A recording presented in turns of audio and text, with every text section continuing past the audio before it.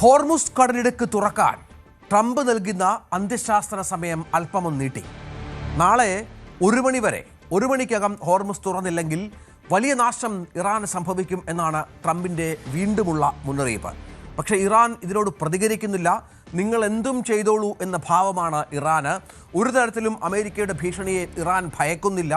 ആക്രമണങ്ങൾ തുടരുകയും മറ്റും ചെയ്യുന്നു. ഇതിനിടെ ഹോർമുസുമായി ബന്ധപ്പെട്ട് ചില ചർച്ചകൾ ഇറാൻ ഒമാനുമായി മറ്റും നടത്തി എന്ന വിവരങ്ങൾ കൂടി പുറത്തു വരുന്നുണ്ട്. ട്രംപിന്റെ ഭീഷണികൾ തുടരുന്നു, ഒപ്പം ഇറാന്റെ പ്രതിരോധവും. തലക്കെട്ടുകൾ നോക്കാം.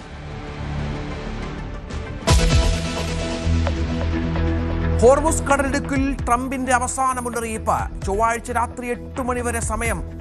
സമ്മതിച്ചില്ലെങ്കിൽ ഇറാന്റെ പവർ സ്റ്റേഷനുകളും പാലങ്ങളും തകർക്കും. ട്രൂത്ത് സോഷ്യലിലൂടെ ഇറാൻ ഭരണകൂടത്തിന് അസഭ്യവർഷം. ട്രംപിന്റെ പരാമർശം യുദ്ധക്കുറ്റമെന്ന് ഇറാൻ. അമേരിക്ക സാഹസിക ദൗത്യത്തിലൂടെ രക്ഷപ്പെടുത്തിയത് ശത്രുരാജ്യത്തിൽപ്പെട്ട കേണൽ പദവിയിലുള്ള ഉദ്യോഗസ്ഥനെ. കണ്ടെത്തിയത് ഇറാന്റെ ദുർഘടമായ പർവ്വതനിരകളിൽ നിന്ന്. വിമാനം തകർന്നതോടെ പാരച്യൂട്ടിൽ വൈമാനികൻ ഇറങ്ങി മലനിരകളിലെ ഉയർന്ന പ്രദേശത്തേക്ക് മാറി. ഉദ്യോഗസ്ഥൻ സുരക്ഷിതനാണെന്ന് വൈറ്റ് ഹൗസ്.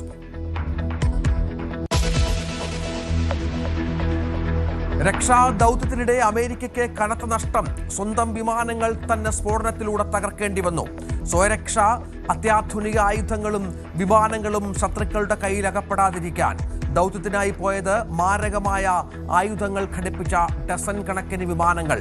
അമേരിക്കയെ പരിഹസിച്ച് ഇറാൻ. പാകിസ്ഥാനെതിരെ ഇറാൻ. ചർച്ചകളിലോ നയതന്ത്ര നീക്കങ്ങളിലോ പാകിസ്ഥാൻ ഗൗരവം കാണിക്കുന്നില്ല. ആഗോള എണ്ണവിലയെ സ്വാധീനിക്കാനാണ് അവകാശവാദങ്ങളെന്നും ഇറാന്റെ പരമോന്നത നേതാവിന്റെ ഇന്ത്യയിലെ പ്രതിനിധി. ഇന്ത്യക്ക് ചർച്ചകളിൽ പങ്കുവഹിക്കാമെന്നും ഇറാൻ. നിർണായക തീരുമാനവുമായി ഇറാൻ. ഹോർമുസിൽ പണം ഈടാക്കുന്നത് നിയമവിധേയമാക്കും. യുദ്ധത്തിൽ നേരിട്ട നഷ്ടം ഈടാക്കാൻ നീക്കം. കപ്പൽ ഗതാഗതം സുഗമമാക്കുന്നതിനായി ഒമാനും ഇറാനും തമ്മിൽ ചർച്ച. വിഷുവിന് കുതിച്ചുയർന്ന് വിമാന ചാർജ്. ചെന്നൈയിൽ നിന്ന് തിരുവനന്തപുരത്തേക്ക് 7433 രൂപ. കോഴിക്കോടേക്കും കണ്ണൂരിലേക്കും കൊച്ചിയിലേക്കും നിരക്ക് കൂടി. KSRTC AC സ്ലീപ്പർ ബസ്സിലും കൊള്ള നിരക്ക്. ടീം വിജയത്തിൽ കണ്ണുനിറഞ്ഞ് ഉടമ. IPL ലക്നൗ സൂപ്പർ ജയൻസിന്റെ ആദ്യ വിജയത്തിന് പിന്നാലെ സഞ്ജീവ് ഗോയങ്കയുടെ ദൃശ്യങ്ങൾ വൈറൽ. വിധി എഴുതാൻ ഒരുങ്ങി കേരളം. ഇനി ബൂത്തിലെത്താൻ 3 നാൾ. പരസ്യ പ്രചാരണത്തിന് നാളെ സമാപനം. ഇന്ന് തിരുവനന്തപുരത്ത് അമിത്ഷായുടെ റോഡ് ഷോ. പാലക്കാട് രാഹുൽ ഗാന്ധി. സംസ്ഥാനത്ത് ഭരണവിരുദ്ധ വികാരമില്ലെന്ന് മുഖ്യമന്ത്രി ന്യൂസ് 18നോട്. സ്വാഭാവികമാണ് ഭരണവിരുദ്ധ വികാരം. പക്ഷേ കേരളത്തിൽ ഈ 10 വർഷം പിന്നിട്ട LDFനെതിരെയുള്ള അത്തരമൊരു വികാരം ഉയർന്നു വന്നിട്ടില്ല.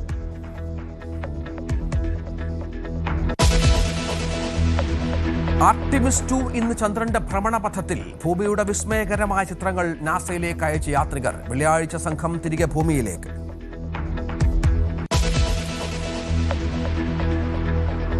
ലൈംഗികാതിക്രമ കേസിൽ സംവിധായകൻ രഞ്ജിത്ത് വീണ്ടും കോടതിയിലേക്ക്. ജാമ്യാപേക്ഷ ഇന്ന് തന്നെ പരിഗണിക്കണമെന്ന ആവശ്യം. ആരോഗ്യ പ്രശ്നങ്ങൾ ഉണ്ടെന്നും വാദം.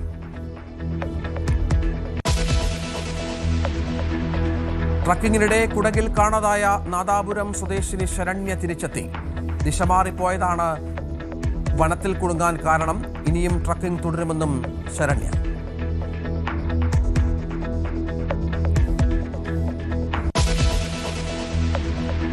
വിശദമായ വാർത്തകളിലേക്ക് പോകണം. ഹോർമുസ് കടലിടുക്ക് കപ്പൽ ഗതാഗതത്തിനായി തുറന്നു കൊടുത്തില്ലെങ്കിൽ ഇറാന്റെ അടിസ്ഥാന സൗകര്യങ്ങൾക്കുമേൽ US സൈന്യം എപ്പോൾ ആക്രമണം നടത്തുമെന്ന് വെളിപ്പെടുത്തി പ്രസിഡന്റ് ട്രംപ്. ആക്രമണ സമയം ചൊവ്വാഴ്ച രാത്രി 8 മണിയായി ട്രംപ് ഇപ്പോൾ നിശ്ചയിച്ചിരിക്കുകയാണ്. തൻ്റെ സമൂഹ മാധ്യമമായ ട്രൂത്ത് സോഷ്യലിലെ തുടർച്ചയായ കുറിപ്പുകളിലാണ് ട്രംപ് ഈ സമയം വെച്ചിരിക്കുന്നത്. ഇത് നമ്മുടെ സമയം വെച്ച്, ഇന്ത്യൻ സമയം വെച്ച് ബുധനാഴ്ച, മറ്റന്നാൾ പുലർച്ചെയായിരിക്കും ഈ സമയപരിധി അവസാനിക്കുക എന്നുള്ളതാണ് ഏറ്റവും പ്രധാനപ്പെട്ട ഒന്ന്. ഇറാനുള്ള ഈ പുതിയ ഡെഡ് ലൈൻ അത് ഒരു സൈനിക നീക്കത്തിൻ്റെ കൃത്യമായ ദിവസം സമയം മുൻകൂട്ടി പ്രഖ്യാപിക്കുന്നത് യുദ്ധത്തിൻ്റെ ചരിത്രത്തിൽ തന്നെ അപൂർവമായ നീക്കമായാണ് വിലയിരുത്തപ്പെടുന്നത്. ഇറാനിൽ വെച്ച് തകർക്കപ്പെട്ട US വ്യോമസേനയുടെ F-15E വിമാനത്തിലെ ഉദ്യോഗസ്ഥനെ രക്ഷപ്പെടുത്തിയതിന് പിന്നാലെയാണ് ട്രംപിൻ്റെ ഈ ഭീഷണി എന്നുള്ളതാണ്. അതായത് ഇറാന്റെ പവർ സ്റ്റേഷനുകളും പാലങ്ങളും തകർക്കും, സൈനിക നീക്കം മാത്രമല്ല കടുത്ത ശിക്ഷാ നടപടിയായിരിക്കുമെന്നും ട്രംപ് പറയുകയാണ്. ചൊവ്വാഴ്ചയെ power plant day, bridge day എന്നിങ്ങനെ വിശേഷിപ്പിക്കുകയാണ് ട്രംപ്. ഇറാന്റെ ഊർജ്ജ നിലയങ്ങളും പാലങ്ങളും തകർക്കുമെന്നാണ് അദ്ദേഹം പറഞ്ഞു വെക്കുന്ന പശ്ചാത്തലം ഉണ്ടാകുന്നത്. ഒപ്പം അസഭ്യവർഷം ഇറാനെതിരെ ട്രംപിന്റെ ഭാഗത്തുണ്ടാകുന്നു. കടലിടുക്ക് തുറന്നില്ലെങ്കിൽ നിങ്ങൾ നരകത്തിൽ ജീവിക്കേണ്ടി വരുമെന്ന് വീണ്ടും ആവർത്തിക്കുകയാണ്. കാത്തിരിക്കൂ, അല്ല അള്ളാഹുവിന് സ്തുതി എന്നും അദ്ദേഹം പറയുന്ന പശ്ചാത്തലമുണ്ട്. ഭ്രാന്തൻ തെണ്ടികളെ എന്നാണ് ഇറാൻ ഭരണകൂടത്തെ ട്രംപ് വിശേഷിപ്പിക്കുന്നത്. മറ്റു ചില വാക്കുകളൊക്കെ ഉണ്ട്, അത് നമുക്ക് പരസ്യമായി പറയാൻ പറ്റാത്ത വാക്കുകളാണ്. ഇത്തരത്തിൽ വലിയ തോതിലുള്ള രോഷം ഇറാനെതിരെ ട്രംപ് പ്രകടിപ്പിക്കുന്ന പശ്ചാത്തലം വളരെ പ്രധാനപ്പെട്ട ഒന്നാണ്. ഒപ്പം ഇന്ന് വളരെ പ്രധാനപ്പെട്ട ഒരു കരാറിലേക്ക് ഒരുപക്ഷെ എത്തിയേക്കാം എന്നും ട്രംപ് പറയുന്ന പശ്ചാത്തലവും നിർണായകമാണ്. അജയ് സുധാ ബിജു ഏറ്റവും പുതിയ വിവരങ്ങളുമായി ചേരും. അജയ്, ഇതിപ്പോൾ ട്രംപിൻ്റെ ഭീഷണി ഇതാദ്യമായല്ല. നമുക്കറിയാം, ട്രൂത്ത് സോഷ്യൽ എന്ന സമൂഹ മാധ്യമത്തെ ട്രംപ് കഴിഞ്ഞ കുറേ ദിവസങ്ങളായി ഉപയോഗിക്കുന്നത് ഈ യുദ്ധത്തിൻ്റെ കാര്യങ്ങൾ സംസാരിക്കാൻ വേണ്ടി മാത്രമാണ്, ഇറാനെ ഭീഷണിപ്പെടുത്താൻ മാത്രമാണ്. പക്ഷെ അതിനൊന്നും ഇറാൻ വഴങ്ങുന്നില്ല. ദാ ഇപ്പോൾ ഒരു പുതിയ സമയപരിധി കൂടി നിശ്ചയിച്ചിരിക്കുകയാണ് ഈ ഭ്രാന്തൻ പ്രസിഡന്റ്.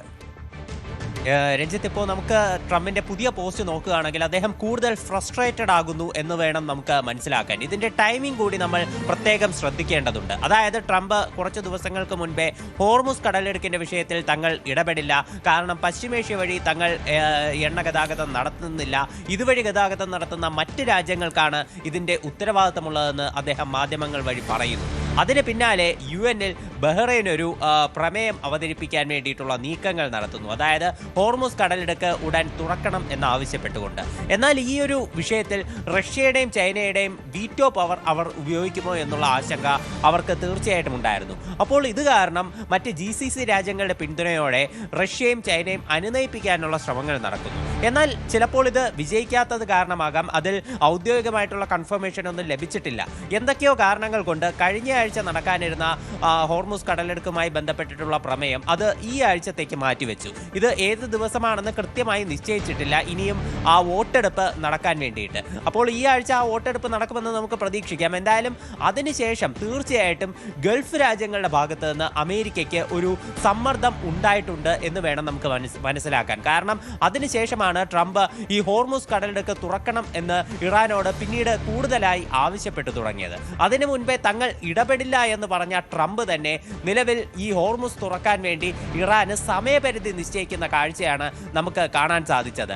അത് മാത്രമല്ല, ഈ ഹോർമുസ് മാത്രമല്ല, ബാബൽ മാൻഡേബ് എന്ന് പറയുന്ന ഈ സൂയസ് കനാലുമായിട്ട് അറേബ്യൻ സീയെ കണക്ട് ചെയ്യുന്ന, അതായത് ആഫ്രിക്കൻ വൻകരയ്ക്കും ഏഷ്യൻ വൻകരയ്ക്കും ഇടയിലുള്ള മറ്റൊരു കടലെടുക്ക് കൂടി ഉപരോധിക്കും എന്നുള്ള ഇറാന്റെ ഭീഷണി കൂടി ഇപ്പോൾ ഏറ്റവും അടുത്തുണ്ടായിരുന്നു. അപ്പോൾ അതോടുകൂടി തൻ്റെ നിയന്ത്രണം നഷ്ടപ്പെട്ടാണ് ട്രംപ് ഇത്തരത്തിൽ അസഭ്യ വർഷങ്ങൾ ഇറാന് നേരെ നടത്തുന്നത്. അതും ലോകത്ത് ഒരു രാഷ്ട്ര നേതാവും ഉപയോഗിച്ചുകൂടാത്ത, അത് നമുക്ക് പറയാൻ തന്നെ പൊതുമധ്യേ പറയാൻ തന്നെ അറയ്ക്കുന്ന അത്ര മോശകരമായിട്ടുള്ള പരാമർശങ്ങളാണ് ട്രംപ് നടത്തിയിട്ടുള്ളത്. അദ്ദേഹം തീർച്ചയായിട്ടും ലോകത്തിലെ ഏറ്റവും ജനസംഖ്യയുള്ള മൂന്നാമത്തെ രാഷ്ട്രത്തിൻ്റെ തലവനാണ്, ലോകത്തിലെ ആദ്യത്തെ ജനാധിപത്യ രാഷ്ട്രങ്ങളിൽ ഒന്നിൻ്റെ തലവനാണ്. അപ്പോൾ ഇത്ര വലിയ ചരിത്രങ്ങൾ കൈയാളുന്ന ഒരു രാജ്യത്തിൻ്റെ തലവൻ ഒരു ഏകാധിപതിയെ പോലെയാണ് നിലവിൽ സംസാരിക്കുന്നത് നമുക്ക് കാണാൻ കഴിയും. അദ്ദേഹം പ്രഖ്യാപിച്ചിട്ടുള്ള 48 മണിക്കൂർ സമയപരിധി മറ്റന്നാൾ, അതായത് ബുധനാഴ്ച പുലർച്ചെ 5:30 ഇന്ത്യൻ സമയം 5:30 അവസാനിക്കുന്നത്. അതിനുശേഷം ഇറാൻ ഇത് പവർ പ്ലാന്റ് ഡേ, അതുപോലെ ബ്രിഡ്ജ് ഡേ എന്ന് പറഞ്ഞുകൊണ്ട് ഇറാനിലുള്ള ഓരോ സംവിധാനങ്ങളും തങ്ങൾ അടിച്ചു തകർക്കും, നശിപ്പിക്കും എന്നുള്ളതാണ് ട്രംപിന്റെ മുന്നറിയിപ്പ്. അതിൻ്റെ ചില സൂചനകൾ ഇപ്പോൾ തന്നെ തുടങ്ങിയിട്ടുണ്ട്. അതായത് ഇറാന്റെ തലസ്ഥാനമായിട്ടുള്ള ടെഹ്റാനിലുള്ള പല പ്രദേശങ്ങളും ഇപ്പോൾ ആക്രമിക്കപ്പെട്ടതായിട്ടാണ് ഇപ്പോൾ റിപ്പോർട്ടുകളുള്ളത്.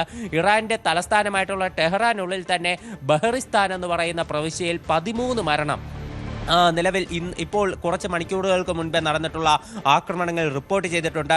അതുപോലെ ടെഹ്റാനിലുള്ള മറ്റൊരു റെസിഡൻഷ്യൽ ഏരിയയ്ക്ക് നേരെ ഉണ്ടായിട്ടുള്ള ആക്രമണത്തിൽ 4 മരണമാണ് റിപ്പോർട്ട് ചെയ്തത്. 7 പേർക്ക് പരിക്കേറ്റതായിട്ടും വിവരമുണ്ട്. അതുപോലെ തന്നെ ഷെരീഫ് യൂണിവേഴ്സിറ്റി ഓഫ് ടെക്നോളജി ടെഹ്റാനിലുള്ള മറ്റൊരു ഏറ്റവും സുപ്രധാനമായിട്ടുള്ള എഡ്യൂക്കേഷണൽ ഇൻസ്റ്റിറ്റ്യൂഷനാണ്. അപ്പോൾ ഇവിടേക്കും ആക്രമണം നടന്നതായിട്ട് വിവരമുണ്ട്. ഒരു മസ്ജിദിന്റെ ഏതാനും ഭാഗങ്ങൾ ആക്രമണത്തിൽ തകർന്നതായി നിലവിൽ വിവരമുണ്ട്. അപ്പോൾ ടെഹ്റാനിൽ ഇപ്പോൾ തന്നെ ആക്രമണങ്ങളോട് കനത്ത രീതിയിലാണ് ആക്രമണങ്ങൾ. ഇറാൻ മറുപടിയായിട്ട് ഇസ്രായേലിലുള്ള ഹൈഫയിലേക്ക് ആക്രമണം നടത്തി. അതിൽ 2 പേർ കൊല്ലപ്പെട്ടതായിട്ടുള്ള റിപ്പോർട്ടുകൾ നിലവിലുണ്ട്. 4 പേർക്ക് പരിക്കേറ്റതായിട്ടും വിവരമുണ്ട്. അങ്ങനെ ഇസ്രായേലും കനത്ത തിരിച്ചടി നേരിട്ടുകൊണ്ടിരിക്കുകയാണ്. യുദ്ധത്തിന്റെ ഗതി ട്രംപിന്റെ ഈ ഒരു തെറിവിളി പരാമർശത്തോടെ മറ്റൊരു തരത്തിലേക്ക് ഇതുവരെ അതാണ് ഇറാൻ പറയുന്നത് ഇതിപ്പോ യുദ്ധക്കുറ്റമാണ് എന്നുള്ള തരത്തിലുള്ള വ്യാഖ്യാനം ഇറാന്റെ ഭാഗത്തുണ്ടാകുന്നു. ലോകരാജ്യങ്ങൾ ഇടപെടണം എന്നുള്ള ഏറ്റവും പ്രധാനപ്പെട്ട നിർദ്ദേശം ഇറാന്റെ ഭാഗത്തുണ്ടാകുന്നു. നേരത്തെ അജയ് പറഞ്ഞതുപോലെ യുദ്ധത്തിന്റെ ഗതി മാറ്റുന്ന തരത്തിലേക്ക്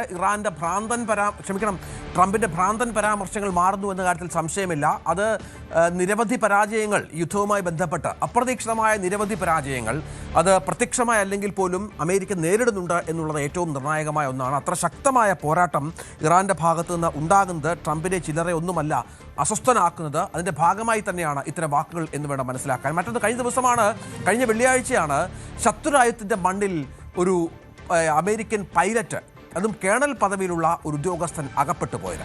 ഈ പൈലറ്റിനെ ഒരുപക്ഷെ ഇറാന്റെ പക്കൽ കിട്ടിയിരുന്നുവെങ്കിൽ അതൊരു വിലപേശൽ തന്ത്രമായി ഇറാൻ ഉപയോഗിക്കുകയും യുദ്ധത്തിന്റെ ഗതി മാറ്റാൻ അത് ഉപയോഗപ്പെടുത്തുകയും ചെയ്യും എന്നുള്ള വലിയ ഞെട്ടലായിരുന്നു അമേരിക്ക. അതോടുകൂടി അതീവ രഹസ്യമായി അതിശക്തമായ നീക്കത്തിലൂടെയാണ് ഈ പൈലറ്റിനെ രക്ഷപ്പെടുത്താനായത് അമേരിക്ക എന്നുള്ള ഏറ്റവും പ്രധാനപ്പെട്ട ഒന്നാണ്. ഇറാന്റെ വ്യോമയാന പ്രതിരോധ സംവിധാനങ്ങൾ തകർത്ത് ഇറാൻ F-15 ഈ യുദ്ധവിമാനത്തിലുണ്ടായിരുന്ന 2ാമത്തെ ഉദ്യോഗസ്ഥനെയും രക്ഷപ്പെടുത്താൻ ഇപ്പോൾ അമേരിക്കയ്ക്ക് സാധിച്ചു എന്നുള്ളത് അവർക്ക് ആശ്വാസകരമായ ഒന്നാണ്. ഈ വിമാനത്തിൻ്റെ വെപ്പൺ സിസ്റ്റം ഓഫീസറായിരുന്നു ഈ 2ാമത്തെ പൈലറ്റ്. ആദ്യ പൈലറ്റിനെ നേരത്തെ രക്ഷപ്പെടുത്തിയെങ്കിലും ഈ 2ാമത്തെ ദൗത്യത്തെ ബാധിക്കുമെന്ന ഭയത്താൽ അത് അമേരിക്ക ഔദ്യോഗികമായി സ്ഥിരീകരിക്കാതെ രഹസ്യമായാണ് ഈ ഓപ്പറേഷൻ നടത്തിയത് എന്നുള്ളതാണ് ഏറ്റവും പ്രധാനപ്പെട്ട ഒന്ന്. ഇറാന്റെ ദുർഘടമായ പർവ്വതനിരകളിൽ നിന്നാണ് ഈ ഇദ്ദേഹത്തെ കണ്ടെത്തിയത് എന്നുള്ള വിവരങ്ങൾ കൂടിയാണ് ഇപ്പോൾ പുറത്തുവിടുന്നത്.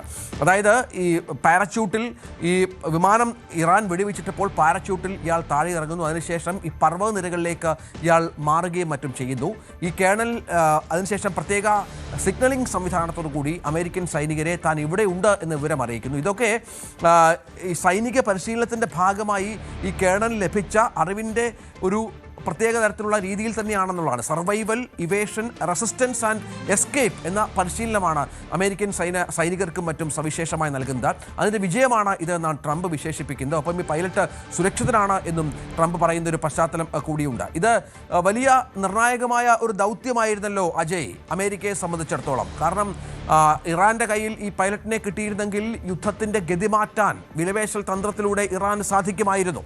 തീർച്ചയായിട്ടും ഈ പൈലറ്റ് ഈ വിമാനം തകർന്ന് അദ്ദേഹം ഈ പാരച്യൂട്ട് വഴി വന്ന് ഇറങ്ങിയ ലൊക്കേഷൻ തന്നെ തീർച്ചയായിട്ടും നിർണായകമായിട്ടുള്ള ഏറ്റവും ദുർഘടം പിടിച്ച ഇറാനിലുള്ള ഒരു സ്ഥലമാണ്. കാര്യം ഇറാന്റെ തെക്കൻ മേഖലയിലാണ് ഈ പൈലറ്റ് ലാൻഡ് ചെയ്തിരിക്കുന്നത്. ഇറാന്റെ തെക്കൻ മേഖല എന്ന് പറഞ്ഞാൽ ഹോർമുസ് കടലിടുക്കിനോട് വളരെ ചേർന്നുള്ള മേഖലയാണ്. ഇറാന്റെ ഈ പ്രദേശം എന്ന് പറയുന്നത് നിരവധി മലനിരകളും അതുപോലെ തന്നെ പാറക്കെട്ടുകളും ഉൾപ്പെടെ അടങ്ങിയിട്ടുള്ള ഒരു പ്രദേശമാണ്. ഇവിടം കടന്നാൽ പിന്നീട് മരുഭൂമിയാണ്. അതൊക്കെ കഴിഞ്ഞ് വേണം ഇറാന്റെ പ്രധാനപ്പെട്ട ജനവാസ മേഖലകളിലേക്ക് എത്തിച്ചേരാനുള്ളത്. അപ്പോൾ ജനവാസ മേഖലകളിൽ നിന്ന് ഇത്രയധികം അകലെ വളരെ ദുർഘടം പിടിച്ച ഒരു സ്ഥലത്താണ് ഈ പൈലറ്റ് വീണത്. ആ 2 പൈലറ്റുമാരും ഇവിടെ തന്നെയാണ് വീണത്. എന്നാൽ ആദ്യത്തെ പൈലറ്റിനെ ഈ അപകടം നടന്ന് ആദ്യത്തെ മണിക്കൂറുകൾക്കുള്ളിൽ തന്നെ രക്ഷിക്കാൻ സാധിച്ചു. ഇസ്രായേൽ സേനയുടെ കൂടി ഒരു സഹായത്തോടു കൂടിയാണ് ഈ പൈലറ്റിനെ രക്ഷിക്കുകയുണ്ടായത്. എന്നാൽ ഈ 2ാമത്തെ പൈലറ്റിനെ രക്ഷിക്കാനുള്ള ദൗത്യം അത് വളരെയധികം ദുർഘടം പിടിച്ചതായിരുന്നു. പ്രത്യേകിച്ച് ഈ അപകടം നടന്നത് പകൽ സമയത്താണ്. ഇറാനിലെ പകൽ സമയത്തായതിനാൽ തന്നെ ആ സമയത്ത് രക്ഷാപ്രവർത്തനം നടത്തിക്കൊണ്ടിരുന്ന US വിമാനങ്ങൾക്ക് നേരെ, പ്രത്യേകിച്ച് ഹെലികോപ്റ്ററുകൾക്ക് നേരെ ഉൾപ്പെടെ ഇറാനിയൻ പോലീസിന്റെയും അതുപോലെ തന്നെ സൈന്യത്തിന്റെയും ഭാഗത്ത് നിന്ന് വെടിവെപ്പുകൾ ഉണ്ടായിരുന്നു. അതിന്റെ ദൃശ്യങ്ങളടക്കം സാമൂഹിക മാധ്യമങ്ങൾ വഴി വൈറലായതാണ്. അതായത് US-ന്റെ ഹെലികോപ്റ്ററുകൾക്ക് നേരെ വെടിവെക്കുന്ന ദൃശ്യങ്ങൾ. പ്രത്യേകിച്ച് ഈ മിഷൻ അത് ട്രംപ് നിലവിൽ അവകാശപ്പെടുന്നത് പട്ടാപ്പകൽ തന്നെ അവിടെ നിന്ന് ഈ സൈനികനെ റെസ്ക്യൂ ചെയ്തുകൊണ്ട് വന്നു എന്നാണ് പറയുന്നത്. എന്തായാലും നിലവിൽ ഏത് സമയത്താണ് എന്നുള്ളത് വ്യക്തമായിട്ടില്ല. എങ്കിലും വളരെ ഒരു സങ്കീർണതയോടെയാണ് ഈ കാര്യം കൈകാര്യം ചെയ്തിരിക്കുന്നത് നമുക്ക് കാണാൻ കഴിയും. പ്രത്യേകിച്ച് റഡാറിൻ്റെ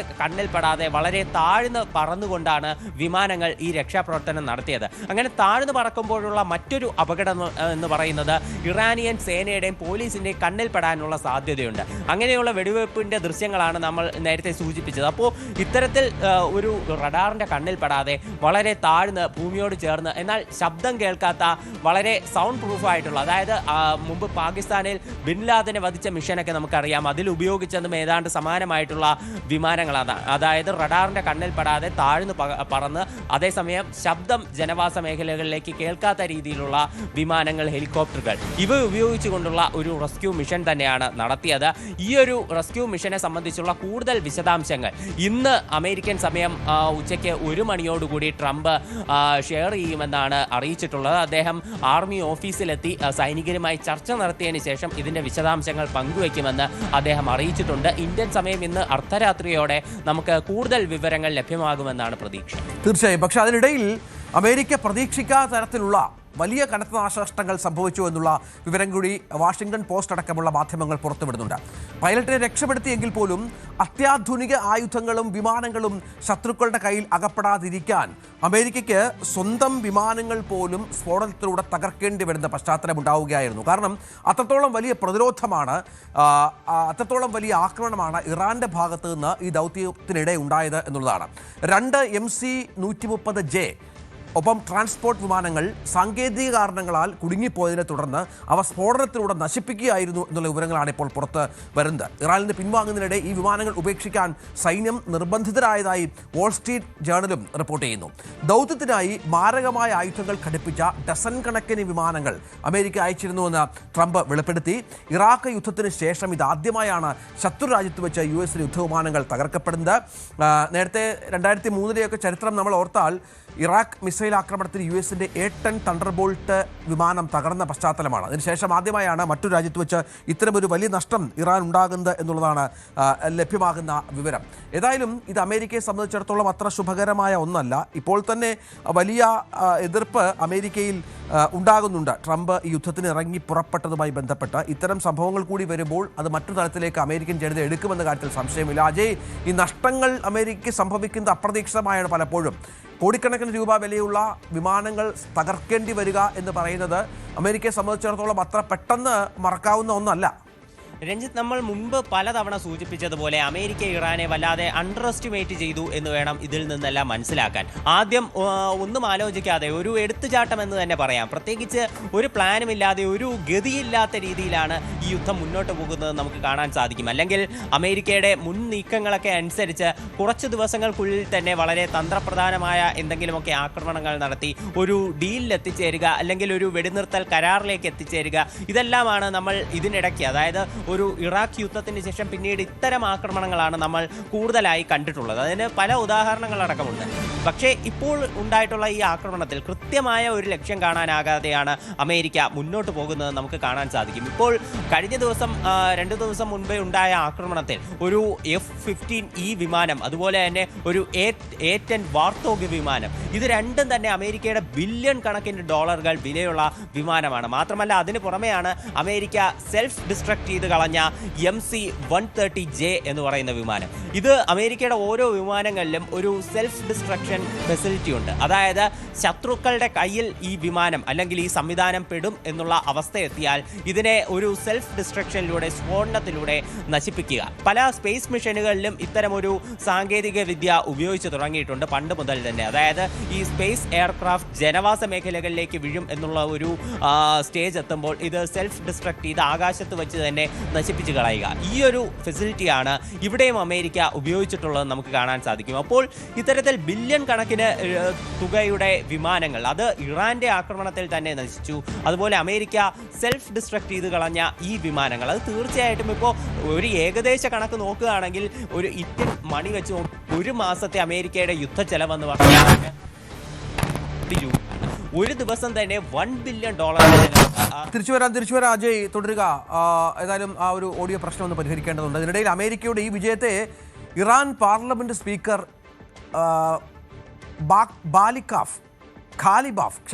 പരിഹസിച്ചു. പേരുകളൊക്കെ വ്യത്യസ്തമായ പേരുകളാണ്. തകർന്നു കിടക്കുന്ന വിമാനങ്ങളുടെ ചിത്രം പങ്കുവെച്ചുകൊണ്ടാണ് ഇത്തരം ഒരു പരിഹാസം ഈ സ്പീക്കറുടെ ഭാഗത്തുണ്ടായത്. ഇത്തരം 3 വിജയങ്ങൾ കൂടി ഉണ്ടായാൽ അമേരിക്ക പൂർണ്ണമായും തകരുമെന്നാണ് അദ്ദേഹം എക്സിൽ കുറിച്ചിരിക്കുന്നത്. ശത്രുവിൻ്റെ കയ്യിൽ ആധുനിക യുദ്ധവിമാനങ്ങൾ എത്താതിരിക്കാനാണ് തങ്ങൾ അവ നശിപ്പിച്ചതെന്ന വാദത്തെ ഇറാൻ പൂർണ്ണമായും തള്ളിക്കളയുകയാണ്. കാരണം ഇസ്ഫഹാനിൽ അമേരിക്കൻ പൈലറ്റിനെ രക്ഷിക്കാനുള്ള നീക്കത്തിനിടെ C-130 ട്രാൻസ്പോർട്ട് വിമാനവും 2 ബ്ലാക്ക് ഹോക്ക് ഹെലികോപ്റ്ററുകളും ഉൾപ്പെടെ നിരവധി വിമാനങ്ങൾ തകർത്തായി ഇസ്ലാമിക് റവല്യൂഷണറി ഗാർഡ് കോർപ്സ് അവകാശപ്പെട്ടു. അതിനോടൊപ്പമാണ് സ്പീക്കറുടെ ഈ പരിഹാസം കൂടി വരുന്നത്. നേരത്തെ അമേരിക്ക പറഞ്ഞത് തങ്ങൾ തന്നെ തകർക്കുകയായിരുന്നു ഈ വിമാനങ്ങൾ എന്നാണ്. പക്ഷേ ഇപ്പോൾ ഇറാൻ അവകാശപ്പെടുന്നത് ഇതുൾപ്പെടെ 12ഓളം വിവിധ വിമാനങ്ങൾ വെടിവെച്ചിട്ടു എന്നാണ്. അമേരിക്കൻ പ്രസിഡന്റ് ട്രംപിന്റെ ഭീഷണികൾക്ക് മുന്നിൽ വഴങ്ങില്ല എന്നും അധിനിവേശക്കാർക്ക് മറുപടി നൽകാൻ സജ്ജമാണ് എന്നുമാണ് ഇറാന്റെ സൈനിക വക്താവ് അടക്കം വ്യക്തമാക്കുന്ന പശ്ചാത്തലമുണ്ടായത്. ഒപ്പം കൂടുതൽ US വിമാനങ്ങൾ തകർക്കപ്പെട്ടിട്ടുണ്ട് എന്നും അതിൻ്റെ കണക്കുകൾ അമേരിക്ക കൃത്യമായി പുറത്തുവിടുന്നില്ല എന്നും ഇറാൻ അവകാശപ്പെടുന്ന പശ്ചാത്തലം വളരെ പ്രധാനപ്പെട്ട ഒന്നാണ്. വിവിധ സൈനിക വിഭാഗങ്ങളുടെ സംയുക്തമായ നീക്കത്തോടെയാണ് ശത്രു വിമാനങ്ങളെ തകർത്തുകൊണ്ടിരിക്കുന്നത്. നമുക്ക് ഔദ്യോഗികമായ കണക്കനുസരിച്ച് അമേരിക്കനെ സംബന്ധിച്ച കണക്കനുസരിച്ച് 7ഓളം യുദ്ധവിമാനങ്ങൾ ഇതിനകം അമേരിക്കയുടെ തകർക്കപ്പെട്ട പശ്ചാത്തലം കൂടിയുണ്ട്. അതിനൊപ്പമാണ് ഈ കൂടുതൽ വിമാനങ്ങൾ തകർത്തിട്ടുണ്ട് എന്നുള്ള കണക്കുമായി ഇറാനും വരുന്നത്. പാകിസ്ഥാനെതിരെ ഇറാൻ രംഗത്ത് വരുന്ന പശ്ചാത്തലവും പ്രധാനമാണ്. നേരത്തെ നമുക്കറിയാം പാകിസ്ഥാൻ തന്നെ സ്വന്തമായി അവകാശപ്പെടുകയായിരുന്നു തങ്ങൾ ഇറാനുമായി മറ്റും ചർച്ചകൾ നടത്തുന്നുണ്ട്, ഇസ്ലാമാബാദിൽ നിഷ്പക്ഷമായ വേദി ഇതുമായി ബന്ധപ്പെട്ട് ഒരുക്കാം എന്നും മറ്റും. പക്ഷേ ഇത് പൂർണ്ണമായും ഇറാൻ തള്ളിക്കളയുകയാണ്. ഇസ്ലാമാബാദ് സൗകര്യമൊരുക്കുന്നുവെന്ന വാദങ്ങൾ അടിസ്ഥാനരഹിതമാണെന്നാണ് ഇറാൻ പരമോന്നത നേതാവിൻ്റെ ഇന്ത്യയിലെ പ്രതിനിധി അബ്ദുൾ മജീദ് ഹക്കിം ഇലാഹി പറയുന്നത്. ആഗോള എണ്ണവിലയെ സ്വാധീനിക്കാനാണ് ഇത്തരം അവകാശവാദങ്ങൾ. അതുകൊണ്ട് പാകിസ്ഥാൻ ലക്ഷ്യമിടുന്ന അതാണെന്നും അദ്ദേഹം NIAക്ക് നൽകിയ അഭിമുഖത്തിൽ പറയുകയാണ്. ചർച്ചകളിലോ നയതന്ത്ര നീക്കങ്ങളിലോ പാകിസ്ഥാൻ ഗൗരവം കാണിക്കുന്നില്ല. മുൻ ഇറാൻ പരമോന്നത നേതാവ് അലി ഖമനേയിയുടെ അനുശോചന ചടങ്ങിൽ പങ്കെടുക്കാൻ പട്നയിലെത്തിയപ്പോഴായിരുന്നു അദ്ദേഹത്തിൻ്റെ ഈ പ്രതികരണമുണ്ടായത്. ഇന്ത്യ ഉൾപ്പെടെയുള്ള എല്ലാ രാജ്യങ്ങൾക്കും സമാധാന ശ്രമങ്ങളിൽ വലിയ പങ്കുവഹിക്കാനാകുമെന്നും അദ്ദേഹം പ്രത്യാശ പ്രകടിപ്പിക്കുന്ന പശ്ചാത്തലമാണ്. ഏതായാലും പാകിസ്ഥാൻ്റെ ഈ അവകാശവാദങ്ങളൊക്കെ എണ്ണ വിപണിയെ സ്വാധീനിക്കാനുള്ള ലക്ഷ്യങ്ങൾ മാത്രമാണ് എന്ന് പറയുമ്പോൾ ഇറാനും അമേരിക്കയും തമ്മിൽ പാകിസ്ഥാൻ വഴി ചർച്ചകൾ നടക്കുന്നില്ല എന്നും ഇറാൻ വ്യക്തമാക്കുന്ന പശ്ചാത്തലം കൂടി നിർണായകമായ ഒന്നായി മാറുകയാണ്. ഒപ്പം ഇന്ത്യയെ പ്രകീർത്തിക്കാനും ഇറാന്റെ പ്രതിനിധി മറക്കുന്നില്ല. മറ്റു വാർത്ത, ഇറാനിലെ ആഭ്യന്തര പ്രതിഷേധക്കാർക്ക് US ആയുധങ്ങൾ നൽകി സഹായിക്കാൻ ശ്രമിച്ചിരുന്നുവെന്ന ട്രംപിന്റെ വെളിപ്പെടുത്തലാണ്. നമുക്കറിയാം ഇറാനിൽ വലിയ പ്രതിഷേധം ആഭ്യന്തരമായി സംഭവിച്ചിരുന്നു. ഒരുപാട് ആളുകൾ കൊല്ലപ്പെട്ടു എന്നും മറ്റുമാണ് ഇതുമായി ബന്ധപ്പെട്ട വിലയിരുത്തലുണ്ടായത്. ഇവരെ ഫോക്സ് ന്യൂസ് നൽകിയ അഭിമുഖത്തിൽ ട്രംപ് പറയുന്നത് ഇവർക്ക് ആയുധങ്ങൾ അമേരിക്ക നൽകി എന്നുള്ളതാണ്. അത് പുതിയൊരു അവകാശവാദമാണ്. ഒപ്പം ഈ ആയുധങ്ങൾ പക്ഷേ അവിടെയുള്ള കുർദിഷ് ഗ്രൂപ്പുകൾ കൈക്കലാക്കി എന്നുള്ള ആരോപണം ഉന്നയിക്കുകയാണ് എന്നുള്ളത് ഏറ്റവും പ്രധാനപ്പെട്ട ഒന്നാണ്. അജയ്, ഇത് ഇപ്പോൾ അവിടുത്തെ പ്രതിഷേധക്കാരുമായി ബന്ധപ്പെട്ട് നേരത്തെ യുദ്ധം തുടങ്ങുന്നതിനൊക്കെ മുൻപ് തന്നെ ട്രംപിൻ്റെ ചില കാര്യങ്ങൾ ഉണ്ടായിരുന്നു. പ്രതിഷേധം അവസാനിപ്പിക്കണം, ഭരണകൂടത്തിന് മുന്നറിയിപ്പ് നൽകുന്ന പശ്ചാത്തലം ഉണ്ടായിരുന്നു. അതിനൊപ്പമാണ് ഇപ്പോൾ പ്രതിഷേധക്കാർക്ക് ആയുധങ്ങൾ കൂടി നൽകിയെന്ന് ട്രംപ് പറയുന്നത്.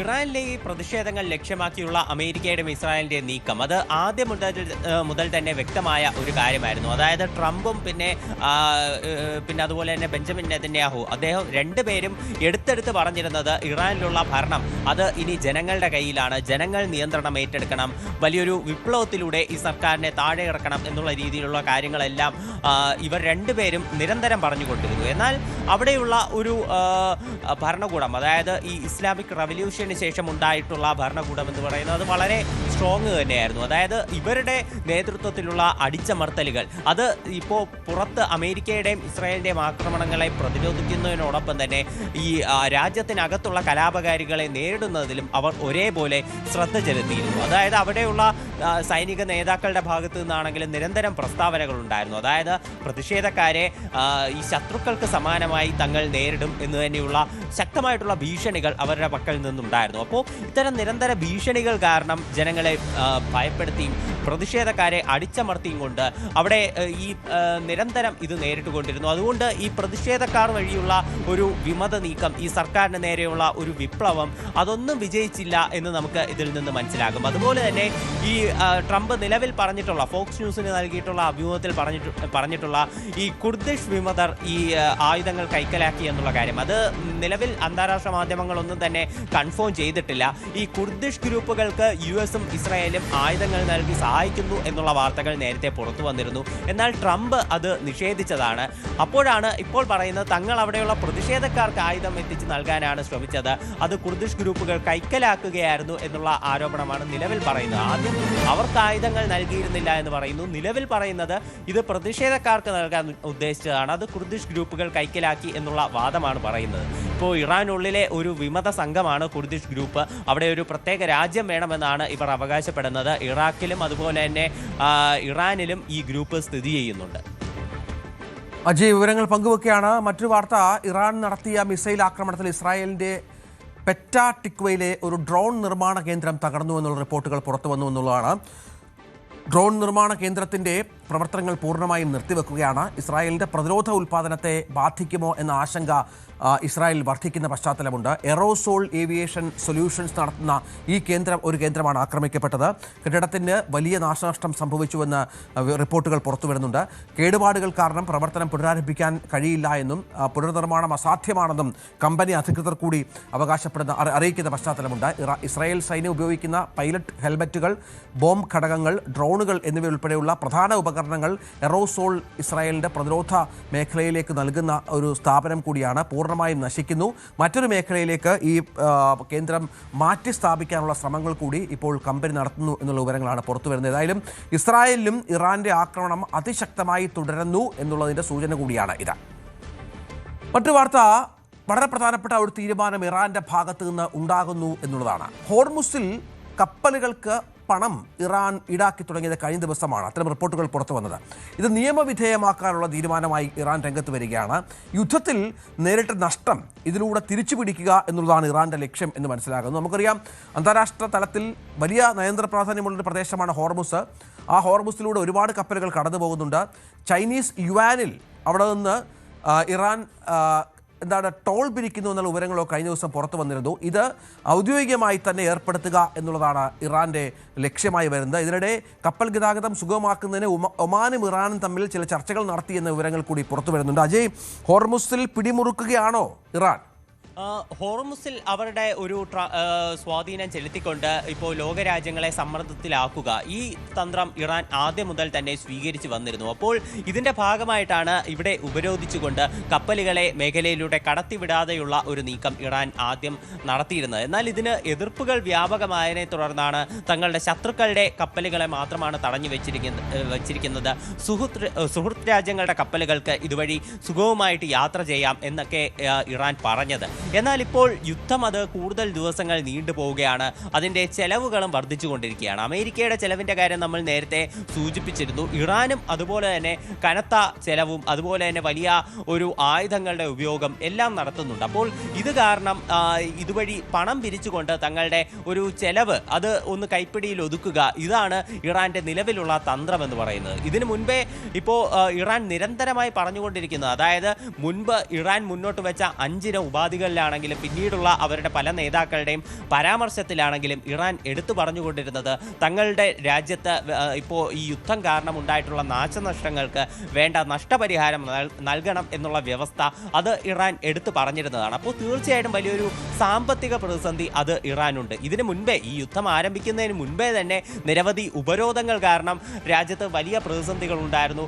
അവിടെ ഈ ഭക്ഷണം ഉൾപ്പെടെയുള്ള കാര്യങ്ങൾ കിട്ടാത്ത അവസ്ഥയുണ്ടായിരുന്നു. അപ്പോൾ ഇതിനെയൊക്കെ തുടർന്നാണ് വ്യാപാരികളുടെ നേതൃത്വത്തിൽ വലിയൊരു പ്രതിഷേധം രാജ്യത്തിനുള്ളിൽ അരങ്ങേറിയത്. അപ്പോൾ നിലവിൽ സാമ്പത്തിക പ്രതിസന്ധി, അന്താരാഷ്ട്ര ഉപരോധങ്ങളെ തുടർന്ന് സാമ്പത്തിക പ്രതിസന്ധിയിലൂടെ കടന്നു പോകുമ്പോഴാണ് നിലവിൽ ഈ യുദ്ധം കൂടി അവർക്ക് വലിയൊരു തിരിച്ചടിയായി വന്നിരിക്കുന്നത്.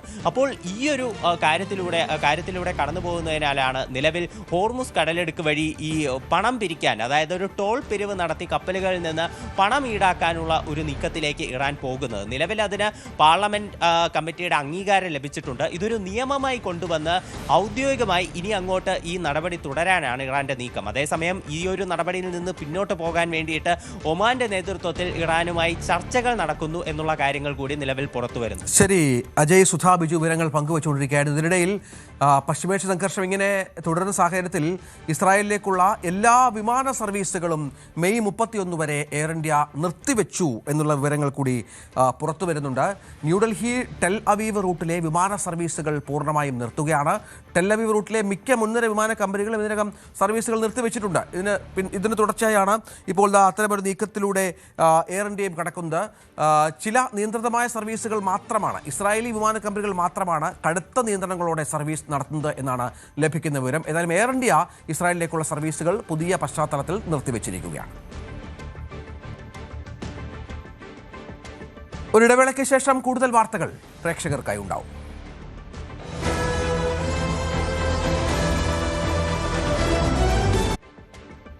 വിഷുവിന് ചെന്നൈയിൽ നിന്ന് നാട്ടിലെത്താൻ ആഗ്രഹിക്കുന്ന മലയാളികൾക്ക് തിരിച്ചടിയായി കുതിച്ചുയർന്നുള്ള വിമാന നിരക്ക്.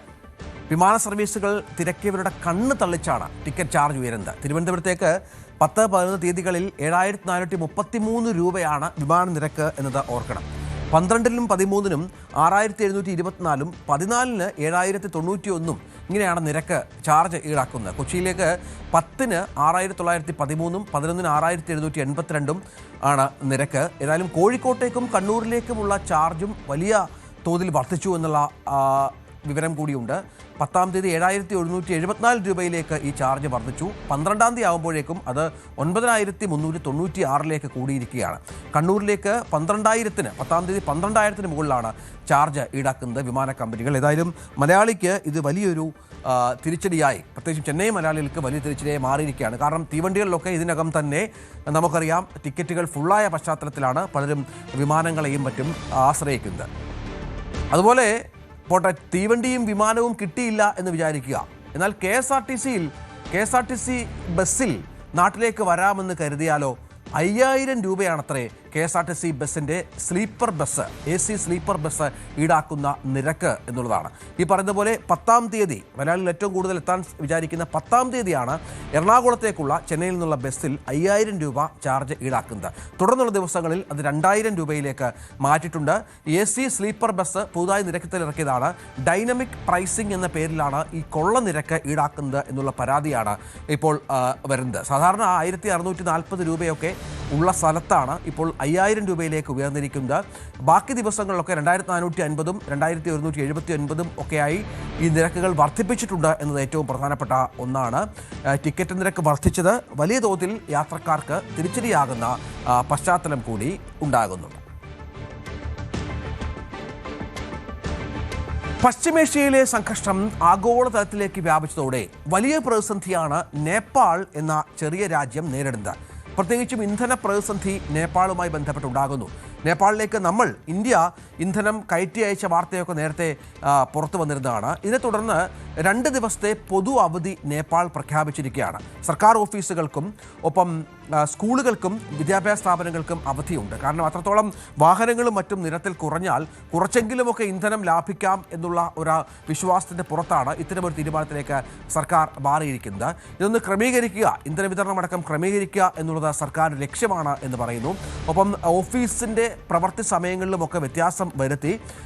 അതുമാത്രമല്ല, പെട്രോളും ഡീസലിലും ഓടുന്ന വാഹനങ്ങൾ കൂടുതൽ ഇലക്ട്രിക് വാഹനങ്ങളാക്കി മാറ്റുന്ന നിയമപരമായ ചട്ടക്കൂടും മറ്റും തയ്യാറാക്കാനും മന്ത്രിസഭ തീരുമാനിച്ച പശ്ചാത്തലമുണ്ട്. ഏതായാലും വലിയ പ്രതിസന്ധി ഇന്ധനവുമായി ബന്ധപ്പെട്ട് നേപ്പാൾ നേരിടുന്നു എന്നുള്ള വിവരമാണ് ഇപ്പോൾ പുറത്തുവരുന്നത്. ഇന്ത്യൻ പ്രീമിയർ ലീഗിൽ ലക്നൗ സൂപ്പർ ജയൻസിന്റെ ആദ്യ വിജയത്തിന് പിന്നാലെ ഗാലറിയിൽ കണ്ണു നിറഞ്ഞ് ടീം ഉടമ സഞ്ജീവ് ഗോയങ്കെ. സൺറൈസേഴ്സ് ഹൈദരാബാദിനെതിരായ ലക്നൌവിന്റെ മത്സരം കാണാൻ ടീമിനൊപ്പം ഗോയങ്കയും ഉണ്ടായിരുന്നു. ടീം വിജയത്തിലേക്ക് മുന്നേറുമ്പോൾ ഇടയ്ക്കിടെ പ്രാർത്ഥിച്ച ഗോയങ്ക മത്സരശേഷം ഗ്രൗണ്ടിലിറങ്ങി ക്യാപ്റ്റൻ ഋഷഭ് പന്തിനെ കെട്ടിപ്പിടിച്ചു. ലക്നൌവിന്റെ വിജയാഘോഷത്തിനിടെ ഗാലറിയിൽ നിൽക്കുന്ന ഗോയങ്കയുടെ കണ്ണ് നിറഞ്ഞിരുന്നു. ഗോയങ്കയുടെ ദൃശ്യങ്ങൾ സമൂഹ മാധ്യമങ്ങളിൽ വൈറലാണ്. നേരത്തെ ഇതേ ഋഷഭ് പന്തിനെ തന്നെ ഗോയങ്കയെ ശാസിക്കുന്ന ദൃശ്യങ്ങൾ വലിയ വൈറലായ പശ്ചാത്തലമുണ്ടായിരുന്നു. ഇത്തവണ വിജയം ഗോയങ്കയ്ക്ക് അനിവാര്യമായിരുന്നു. നേരത്തെ നമുക്കറിയാം കോടിക്കണക്കിന് രൂപ മുടക്കിയ ഒരാൾ കൂടിയാണ് ഈ ടീം ഉടമ. ഇതുമായി ബന്ധപ്പെട്ട വലിയ വിവാദങ്ങൾ, പന്തിനെ ശാസിക്കുന്ന തരത്തിലുള്ള വലിയ വിവാദങ്ങളൊക്കെ വന്നിരുന്നു. അതിനുശേഷമാണ് പന്തിൻ്റെ തന്നെ മികവിൽ ടീം വിജയത്തിലേക്ക് എത്തുകയും അത് ഗോയങ്കയെ ഗോയങ്ക കണ്ണീരിലാഴ്ത്തുകയും ചെയ്തത് എന്നുള്ളത് ഏറ്റവും പ്രധാനപ്പെട്ട കാര്യമാണ്.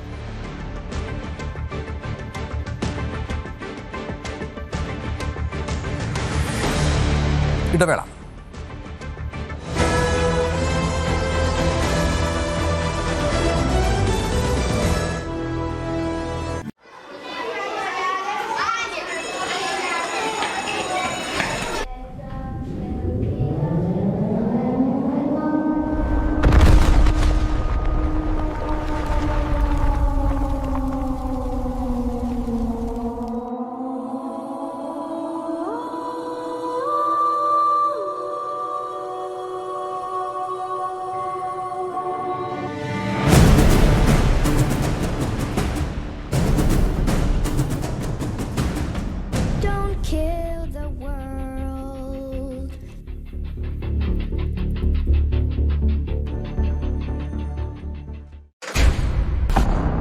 കളിക്കളം റെഡി.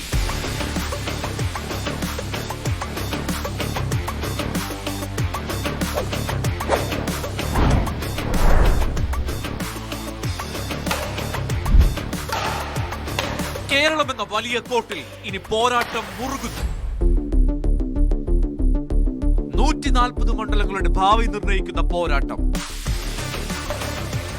നെറ്റിന് അപ്പുറവും ഇപ്പുറവും അതികായന്മാർ. കേരളം വിധിയെഴുതുന്ന മഹാപോരാട്ടം. തെരഞ്ഞെടുപ്പ് വാർത്തകളുടെ വേഗമേറിയ കളം. കാണുക ദ ഇലക്ഷൻ ചാനൽ. വാർത്തകൾ നമ്മളെ തേടി വരും. വേഗവും സമയവും ചിലപ്പോൾ വ്യത്യാസപ്പെട്ടേക്കാം.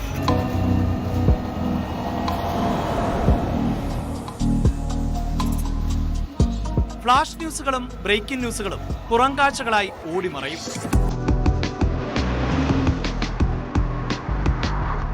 കാഴ്ചകൾ വിശാലമായിരിക്കണം. ഒരു വശം മാത്രമല്ല, എല്ലാ വശവും നമ്മളിലേക്ക് എത്തണം.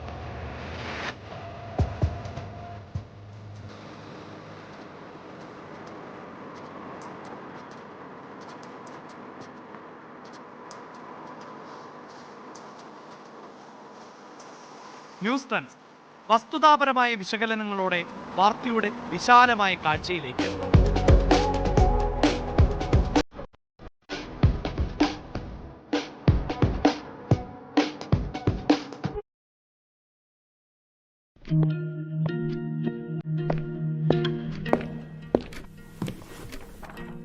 Today the world changes.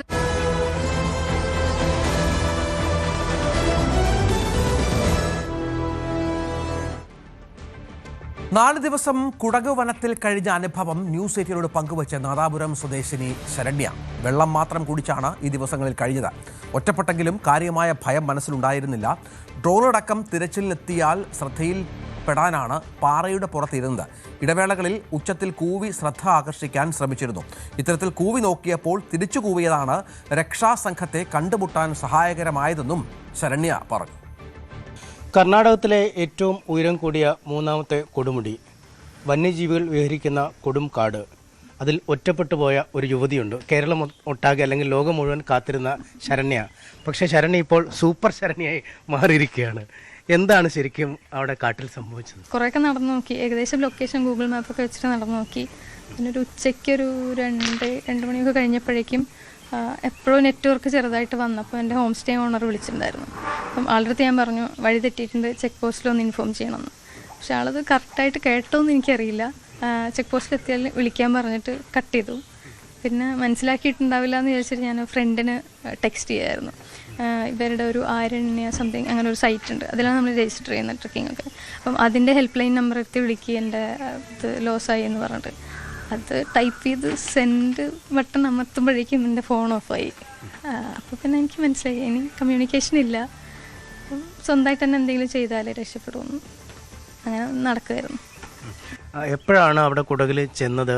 ഇപ്പോൾ ഒറ്റയ്ക്കൊന്നും അകത്തേക്ക് കടത്തി വിടില്ല അല്ലേ, ഒരു ഗ്രൂപ്പായി കടത്തി വിടുള്ളൂ. നിങ്ങൾ എത്ര പേരുള്ള സംഘമായിരുന്നു? ഞങ്ങൾ 12 പേരുണ്ടായിരുന്നു. ഞാൻ കയറുമ്പം ഒരു 6 പേരുടെ ഗ്രൂപ്പും ഞാനും പിന്നെ ഒരു 3 പേരുടെ ഗ്രൂപ്പ് വരുന്നുണ്ടായിരുന്നു. പിന്നെ 2 പേര് പിന്നെ എപ്പോഴും കയറിയെന്ന് തോന്നുന്നു.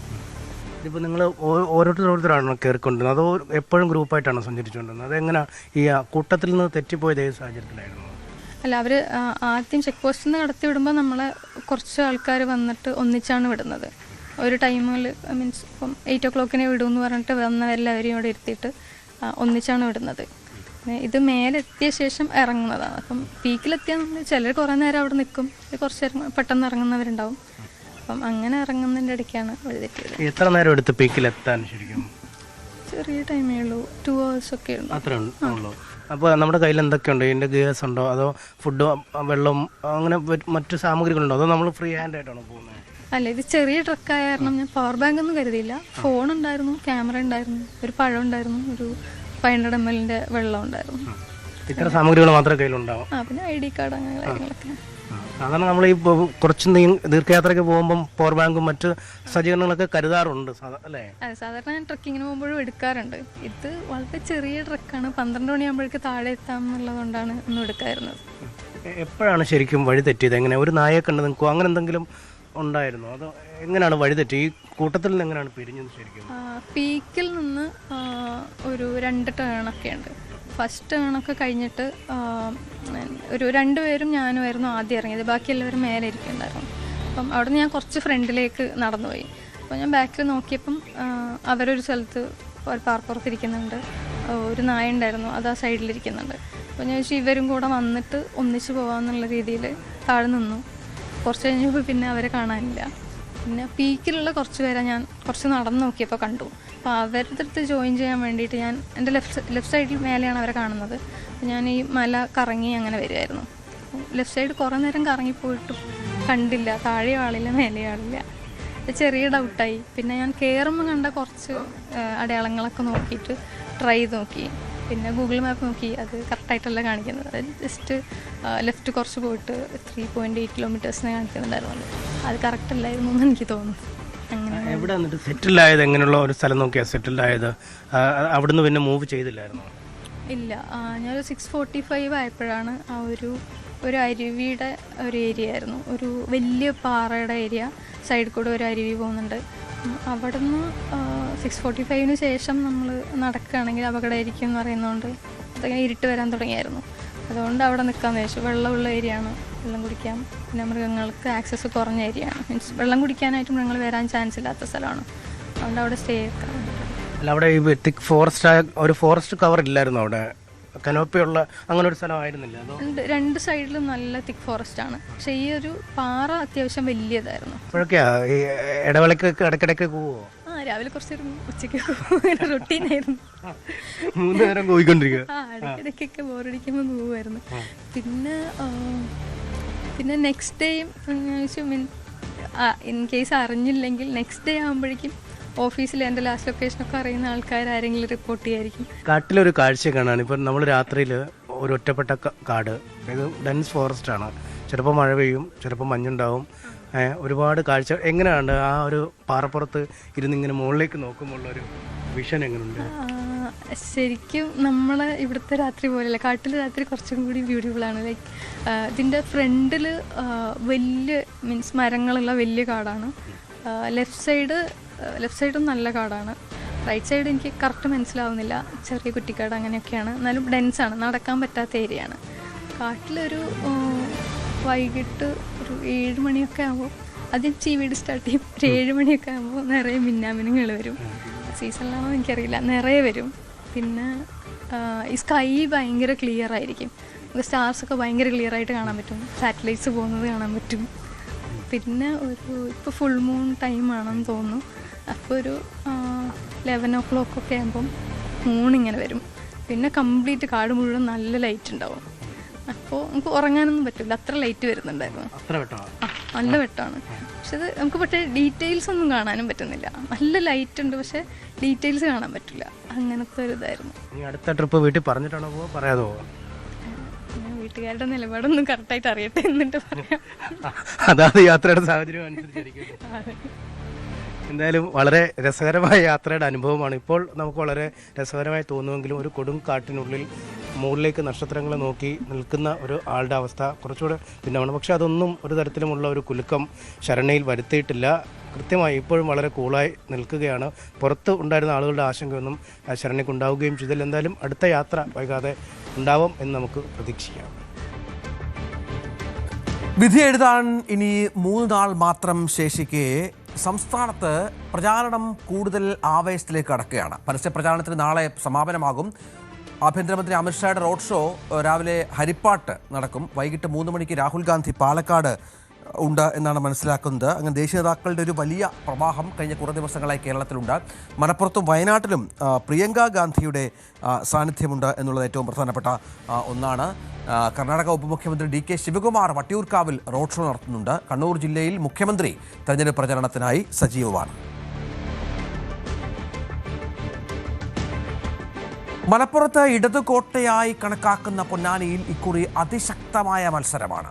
PSC മുൻ ചെയർമാൻ അഡ്വക്കേറ്റ് MK സക്കീറിൻ്റെ വ്യക്തിഗത മികവിൽ ഇടതുമുന്നണി പ്രതീക്ഷ അർപ്പിക്കുമ്പോൾ മറ്റ് വലതുപക്ഷത്ത് പ്രധാനപ്പെട്ട സ്ഥാനാർത്ഥിയായി വരുന്നത് പൊന്നാനിയിൽ സജീവമായി പ്രവർത്തിക്കുന്ന KP നൌഷാദ് അലിയാണ്. അത്ഭുതങ്ങൾ സൃഷ്ടിക്കും നൌഷാദിൽ എന്ന പ്രതീക്ഷ UDF-നുണ്ട്. ഏതായാലും ഇത്തവണ 2 മുന്നണികളും വലിയ പ്രതീക്ഷയിലാണ് എന്നുള്ളതാണ് ഏറ്റവും നിർണായകം. മലപ്പുറം ജില്ലയിൽ ഇടതുപക്ഷത്തിന്റെ അഭിമാന മണ്ഡലമാണ് പൊന്നാനി. 2006 മുതൽ CPM-ന്റെ പാർട്ടി ചിഹ്നത്തിൽ വിജയിച്ചു കയറുന്ന മണ്ഡലം. MK സക്കീറാണ് ഇടതുപക്ഷത്തിന്റെ ഇത്തവണത്തെ സ്ഥാനാർത്ഥി. സ്ഥാനാർത്ഥി നിർണയത്തെ ചൊല്ലി ചില പ്രശ്നങ്ങൾ കഴിഞ്ഞ തവണത്തെ പോലെ ഇത്തവണയും പൊന്നാനിയിൽ പാർട്ടിക്ക് തലവേദനയായിട്ടുണ്ട്. ഇതിനെയെല്ലാം MK സക്കീറിന്റെ വ്യക്തിബന്ധങ്ങൾ കൊണ്ട് മറികടക്കാമെന്ന ആത്മവിശ്വാസമാണ് ഇടതുപക്ഷത്തിനുള്ളത്. മറുവശത്ത് UDF-നായി KP നൌഷാദ് അലിയാണ് മത്സരരംഗത്തുള്ളത്. 2 വർഷത്തിലേറെയായി പൊന്നാനിയിൽ സജീവമായി പ്രവർത്തിക്കുന്ന നൌഷാദ് അലിക്ക് ഇവിടുത്തെ പ്രശ്നങ്ങളും ഇവിടുത്തെ കാര്യങ്ങളുമെല്ലാം വ്യക്തമായി അറിയാം. അദ്ദേഹം ഉണ്ടാക്കിയ വ്യക്തിബന്ധങ്ങളും UDF-ന് ഗുണം ചെയ്യുമെന്ന പ്രതീക്ഷയാണുള്ളത്.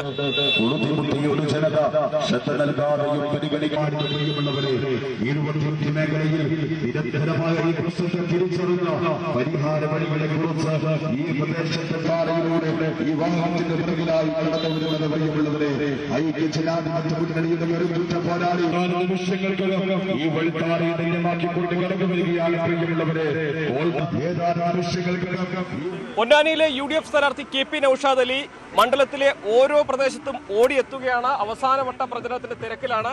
അപ്പോൾ ഇനി വളരെ കുറച്ച് സമയം മാത്രമേ പ്രചരണത്തിന് ബാക്കിയുള്ളൂ. എങ്ങനെയാണ് ഇപ്പോഴത്തെ ഒരു പ്രതീക്ഷകളൊക്കെ? തീർച്ചയായിട്ടും നിങ്ങൾക്ക് കാണാൻ സാധിക്കും ഈ ആളുകളുടെയൊക്കെ ഈ ആവേശം. പൊന്നാനി UDF കേരളത്തിൽ വിജയിക്കുന്ന ആദ്യ മണ്ഡലങ്ങളിൽ ഒന്നായിട്ട് പൊന്നാനി ഉണ്ടാകുമെന്നാണ് ഞങ്ങൾക്ക് പറയാനുള്ളത്. ഇത് ഈഴവത്തുരുത്തി മേഖലയാണ്. ഇവിടെയൊക്കെ പരമ്പരാഗതമായിട്ട് CPM ലീഡ് ചെയ്യുന്ന സ്ഥലങ്ങളാണ്. ഇവിടെ ആളുകളൊക്കെ സ്വയം പ്രചോദിതരായിട്ട് ആവേശത്തോടു കൂടി മുന്നോട്ട് വരികയാണ്. തീർച്ചയായിട്ടും അവരുടെയൊക്കെ കണ്ണുകളിൽ അവരുടെയൊക്കെ മുഖത്ത് ഒരു മാറ്റം വേണമെന്നുണ്ട്. അതൊരു സമ്പൂർണ്ണമായ വികസനവും അവരുടെ ക്ഷേമമൊക്കെ മുൻനിർത്തിയുള്ള ഒരു ശൈലി മാറ്റമാണ് അവരാഗ്രഹിക്കുന്നത്. സ്ഥാനാർത്ഥി പ്രഖ്യാപനം കഴിഞ്ഞപ്പോൾ ഇടതുപക്ഷത്തിന്റെ ഭാഗത്ത് ഒരുപാട് ആഭ്യന്തരമായുള്ള പ്രതിഷേധങ്ങൾ നമ്മൾ കണ്ടു, സാമൂഹ്യ മാധ്യമങ്ങളിലൊക്കെ പരസ്യമായിട്ടൊക്കെ. ഇതൊക്കെ UDF-ന് അനുകൂലമാവുന്ന ഒരു സാഹചര്യം ഉണ്ടാകുമോ? അല്ല, അത് അവരുടെ ആഭ്യന്തര കാര്യങ്ങളെക്കുറിച്ച് പരാമർശിക്കാൻ ഞാൻ മുതിരുന്നില്ല. അതൊക്കെ അവരുടെ പാർട്ടിയും അവരുടെ മുന്നണിയൊക്കെ ചർച്ച ചെയ്തിട്ട് അതിനനുസരിച്ച് അവർ മുന്നോട്ട് പോയിക്കൊള്ളട്ടെ എന്നുള്ളതാണ്.